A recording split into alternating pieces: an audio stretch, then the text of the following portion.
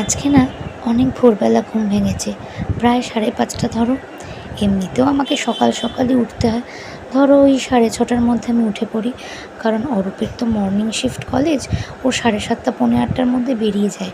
তাই তার মধ্যে উঠে ওর ব্রেকফাস্ট বানিয়ে দেওয়া, ওর টিফিন গুছিয়ে দেওয়া, জামা কাপড় সব গুছিয়ে দেওয়া, এই কাজগুলো তো করতে সময় লাগে। তাই আমাকে সকালেই উঠতে হয়। তো বেরিয়ে যাওয়ার পর আমি ঘরের কাজটা করে একটু রেস্ট নিয়ে নিই, কারণ এত সকাল সকাল উঠি তো।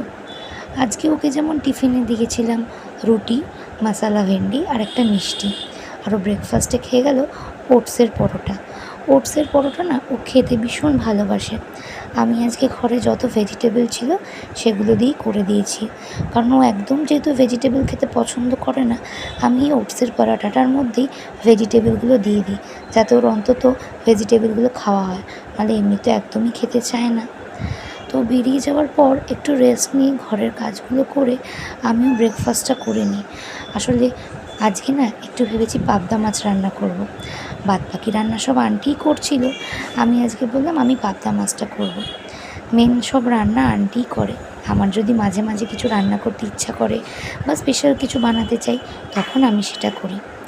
আজকের ব্লগটা এখানেই শেষ করছি। আবার পরের ভিডিওতে তোমাদের সাথে দেখা হবে। এখনকার মতো টাটা।